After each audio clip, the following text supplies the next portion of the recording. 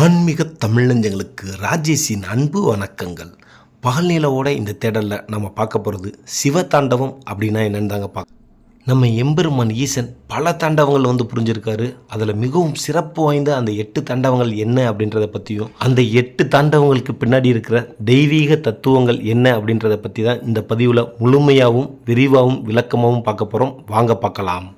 நடனக்கலைக்கு நாயகனாக திகழ்பவர் சிவபெருமான். அதனால தான் நடேசன், ஆடலரசன், ஆடல் வல்லான், கூத்தபிரான் அப்படின்லாம் அவர் அழைக்கப்படுறாரு. சிவபெருமான் பல்வேறு காலகட்டங்களில் பல்வேறு வகையான நடனங்களை ஆடினாரு. அதுதான் சிவதாண்டவம் அப்படின்னு அழைக்கப்படுது. இதுல தாண்டவம் அப்படின்றது தட்டு அப்படின்னு சொல்லப்படுது. அதாவது நிலத்தை தட்டுறது, அடிப்பது அப்படின்ற சொல்ல இருந்து வந்தது அப்படின்னு சொல்லப்படுது. அதாவது பாதங்களால பூமியை தட்டுறதுனால விளைகிற ஜதிதான் சிறந்த அங்கம் அப்படின்றதுனால தட்டுதலுடைய தாண்டவம் அப்படின்னு சொல்லப்படுது. இதுல தாண்டவம் அப்படின்னா சிவபெருமானோட அடியவரான தண்டு முனிவர் அப்படின்ற நந்தி தேவரால பரவுனதுனால தாண்டவம் அப்படின்னு அழைக்கப்பட்டதாகவும் சொல்லப்படுது. இந்த தண்டு முனிவர் நாட்டிய சாஸ்திரத்தை எழுதின பரத முனிவருக்கு இதை உபதேசித்ததாகவும் 32 அங்ககாரங்களும் 108 கர்ணங்களும் ஒருங்கிணைந்ததுதான் இந்த தாண்டவம் அப்படின்னு சொல்லப்படுது. அது என்னடா அங்ககாரங்கள் அப்படின்னா, இந்த அங்ககாரங்கள் அப்படின்னா உடல் உறுப்புகளோட அசைவுகள் அப்படின்னு பொருள்படும். நாட்டியத்தப்ப செயல்படுற கால் கைகளோட நிலைய கரணம் அப்படின்னு சொல்லுவாங்க. கரணம் அப்படின்றதுக்கு செய்யப்படுவது இல்லாட்டினா செயல் அப்படின்னு பொருள்படும். இது மாதிரியான பல்வேறு வகையான அங்ககாரங்களும் கர்ணங்களும் இணைந்ததுதான் இந்த தாண்டவம் அப்படின்னு சொல்லப்படுது. சிவாய நம அப்படின்றது சூட்சம பஞ்சாட்சரம் அப்படின்னு சொல்லப்படுது.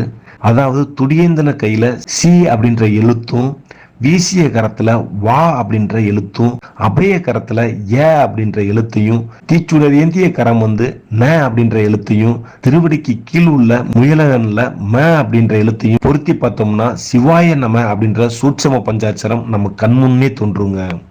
அது மட்டும் இல்லாம துடியேந்தின வழக்கரம் படைத்தல் தொழிலையும், அபயகரம் காத்தலையும், தீச்சுடர் ஏந்திய கரம் அழித்தலையும், மற்றொரு கரம் உயிர்களுக்கு முக்தி அருள்ற திருவடியையும் காட்டுதுங்க. முயலகன மிதித்துள்ள திருவடி அருள் புரிதலையும் குறிப்பிடுவதா சொல்லப்படுது. இப்படி சிவாய நம அப்படின்ற 5 எழுத்தும் நடராஜர் திருவுருவத்துல உள்ள தத்துவங்களா சொல்லப்படுதுங்க.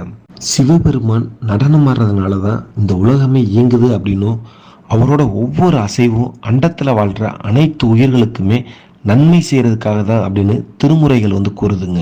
பல தலங்கள்ல பல வகையான ஆடல்களை அவர் நிகழ்த்தி இருந்தாலுமே மிகவும் போற்றத்தக்கது அப்படின்றது 8 வகையான தாண்டவங்கள் சொல்லப்படுது. நாம ஏற்கனவே சொன்ன மாதிரி பரதநாட்டியத்தை உலகுக்கு கொடுத்த பரத முனிவர் 108 வகையான ஆடல்களை இறைவன் எம்பெருமான் ஆடியிருப்பதா கூறுறாரு.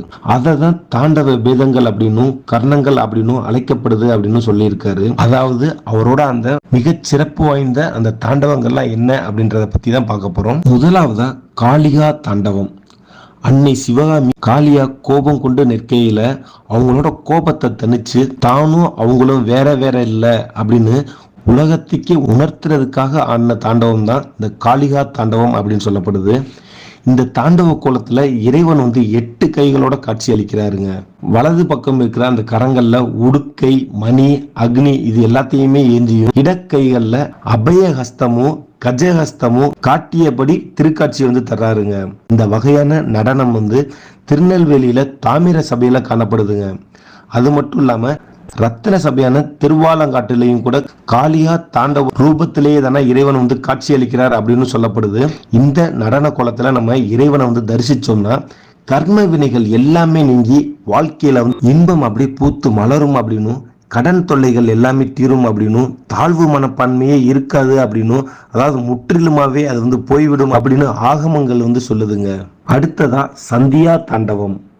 அதாவது தேவர்களும் அசுரர்களும் பார்க்கடலை கடையிறப்ப ஆழகால விஷம் வெளிப்பட்டுச்சுங்க. உலக நன்மைக்காக சிவபெருமான் அதை அருந்திட்டாரு.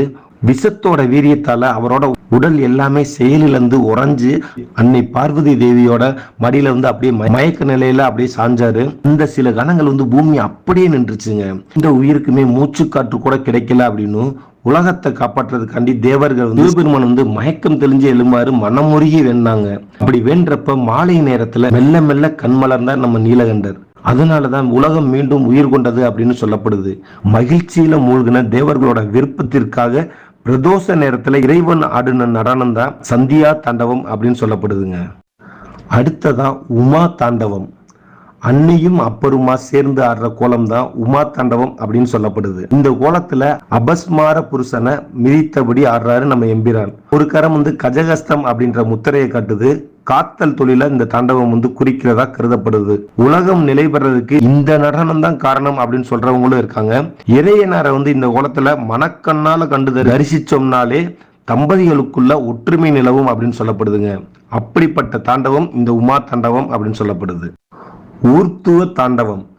தனக்கு முக்கியத்துவம் அளிக்கப்படலை அப்படின்னு கோபம் கொண்ட நம்ம அன்னை உமை காளியா மாறுறாங்க. சிவனை விட்டு விலகுனதுனால அதுக்கு மேலேயும் உக்கிரம் அடைகிறாங்க. அதனால தில்லைவாழ் மக்கள் மட்டும் இல்லாம உலக மக்கள் எல்லாருமே பாதிப்பு அடைகிறாங்க. நம்ம காளியை மீண்டும் சிவகாமியா மாத்தணும் அப்படின்னு எண்ணியும் அதனால உலகத்துக்கு அருள் செய்யவும் நம்ம ஆடல் வல்லான் திருவுளம் கொள்றாரு. அதனால காளியோட போட்டியிட்டு ஆடினாரு. நம்ம காளியோட நடனத்துக்கும் சிவபெருமானோட நடனத்துக்கும் ஏற்றத்தாழ்வே இல்லாம இருந்துச்சு. அப்ப தன்னோட காதணியை கீழே விழ செய்து அதை தன் காலாலேயே தூக்கி மீண்டும் தன்னோட காதுல அணிஞ்சாரு. அந்த கோலம் தான் ஊர்த்துவ தாண்டவம் அப்படின்னு சொல்லப்படுது. அதனாலதான் சிவபெருமானுக்கு ஊர்த்துவ தாண்டவ மூர்த்தி அப்படின்ற பேரும் வந்துச்சுங்க. அடுத்ததா கௌரி தாண்டவம். தாருகாவனத்து முனிவர்களோட கர்வத்தை அடக்கிறதுக்காண்டி பிச்சாடன மூர்த்தியா வந்தாரு நம்ம இறைவன். நம்ம மகாவிஷ்ணுவும் மோகினி அவதாரம் எடுத்து வந்தாரு. அப்ப ரெண்டு பேருமே இணைந்து ஆடின நடனம் தான் இது அப்படின்னு சொல்லப்படுது. எப்பயுமே தான் கூடயே தான் இணைஞ்சு ஆடுற அந்த இறைவனரோட மற்றொரு நடனத்தை தான் மட்டும் காணணும் அப்படின்னு ஆசை கொண்ட நம்ம கௌரி தேவி அவங்களுக்காக கைலாயத்துல இறைவன் ஆடி காட்டியதுதான் இந்த கௌரி தாண்டவம் அப்படின்னு சொல்லப்படுது. இந்த தாண்டவம் ஆடும்போது வலப்பக்கம் நந்தியும் இடப்பக்கம் கௌரியும் இருப்பாங்க. ஆனந்த தாண்டவத்துல இல்லாத கோலமா கையில பாம்பு காணப்படும். அதுதான் கௌரி தாண்டவம் அப்படின்னு சொல்லப்படுது. கஜசம்ஹார தாண்டவம். கஜசம்ஹார தாண்டவம் அப்படின்னா தாருகாவனத்து முனிவர்களோட கர்வத்தை ஒரு யானையா மாற்றினார் சிவபெருமான். அந்த யானை மதம் கொண்டு எம்பெருமானை நோக்கி ஓடி வந்துச்சு. அந்த ஆணவ யானையை அழிச்சு முனிவர்களுக்கு நல்லருள் தந்த தாண்டவம் தான் இந்த கஜசம்ஹார தாண்டவம் அப்படின்னு சொல்லப்படுது. அடுத்ததா ஆனந்த தாண்டவம். நம்ம பதஞ்சலி வியாக்கிரபாத முனிவர்களோட வேண்டுகோளுக்கு இணங்க இறைவன் ஆடின திரு நடனம் தான் இந்த ஆனந்த தாண்டவம் அப்படின்னு சொல்லப்படுது. 5 தொழில்கள், 5 பூதங்கள், ஒரு நாளோட 5 பொழுதுகள், இது எல்லாத்தையுமே இந்த நடனம் குறிக்கிறதா சொல்லப்படுது. அதனாலதான் இத களி நடனம் அப்படின்னு சொல்லுவாங்க. தில்லையில நடராஜ ரூபமா இதை ஆடுறதுனால அவருக்கு தில்லை கூத்தர் அப்படின்னும் அம்பலக்கூத்தர் அப்படின்ற பெயர்களும் வழங்கப்படுது. மிகச்சிறந்த தாண்டவமா இந்த ஆனந்த தாண்டவம் சொல்லப்படுது. இந்த நடனத்தை மூலமா கொண்டுதான் பதஞ்சலி முனிவர் யோக சாஸ்திரத்தை வடிவமைத்தார் அப்படின்னும் பரத முனிவர் பரத சாஸ்திரத்தையே செஞ்சார் அப்படின்னும் சம்ஹிதைகள் கூறுது. இந்த தோற்றத்துல இறைவனை தரிசிச்சோம்னா வாழ்க்கையில இன்பம் பொங்கி பெருக்கெடுக்கும், நிலைத்து நிற்கும் அப்படின்னு சொல்லப்படுது. கடைசியா நம்ம பார்க்க போற தாண்டவம் அஜபா தாண்டவம். இது தனி சிறப்பு வாய்ந்த, தனி புகழ்பெற்ற நடனம் அப்படின்னு கூட சொல்லலாம். ஏன் அப்படின்னு பார்த்தீங்கன்னா நம்ம அன்னையோட மூச்சு காத்துக்கு ஏத்த மாதிரி இறைவன் அசைஞ்சு அசைஞ்சு ஆடின தாண்டவம் தான் இந்த அஜபா நடனம் அப்படின்னு சொல்லப்படுது. இந்த நடனம் திருவாரூர்ல ஆடப்பட்டதா சாஸ்திரங்கள் சொல்லுது. இறைவன் அசைஞ்சு அசைஞ்சு ரொம்ப பொறுமையா இந்த நடனத்தை ஆடினதுனால இதுக்கு அஜபா நடனம் அப்படின்னு பேர் வந்ததா சொல்லப்படுது. இந்த நடன திருக்கோலத்துல சிவபெருமானை தரிசிச்சோம்னா கணவன் மனைவி ஒற்றுமை ஓங்கும் அப்படின்னு சொல்லப்படுது. அதுலயே இந்த முதல் 7 தாண்டவங்கள் இருக்குல்லங்க, இதுதான் சப்த ஸ்வரங்களை உலகுக்கு அளித்தன அப்படின்னு கூறுறாங்க. ஆடத் தொடங்குறப்ப ஆரோகணமும் ஆடி முடிக்கையில அவரோகணமுமா சரிகம பதனி அப்படின்னு 7 ஸ்வரங்களுமே தானே நமக்கு கிடைச்சதா சொல்லப்படுது. இந்த கடைசியா ஆடுற இந்த அஜபா நடனம் பல ராகங்களோட பிறப்பிடம் அப்படின்னு கூறப்படுது. இப்படி பல தாண்டவங்களை ஆடுன நம்ம சிவபெருமானை பத்தி இந்த பதிவுல சொல்றதுல எனக்கு மிக பெருமை. இந்த சிவ தாண்டவத்தை மெருகேற்ற வகையில சிவபெருமானோட தீவிர பக்தனான 10 தலை கொண்ட நம்ம இலங்கை வேந்தன் ராவணன் இயற்றின சிவதாண்டவ பாடலை பத்தி அடுத்த பதிவுல முழுமையாவும் விரிவாகவும் விளக்கமாகவும் பார்க்க போறோம். அதற்கும் நீங்க ஆதரவு தாங்க அப்படின்னு சொல்லி உங்களிடம் இருந்து விடைபெறுவது உங்கள் பகல்நிலா ராஜேஷ். மரம் வளர்ப்போம், மழை பெறுவோம், நீர்நிலை செழிக்க பனைமரம் வளர்ப்போம், பசுமை செழிக்க பசுமை புரட்சிக்கு வித்திடுவோம். தமிழ் வாழ்க, தமிழர் புகழ் ஓங்குக. நன்றி, வணக்கம்.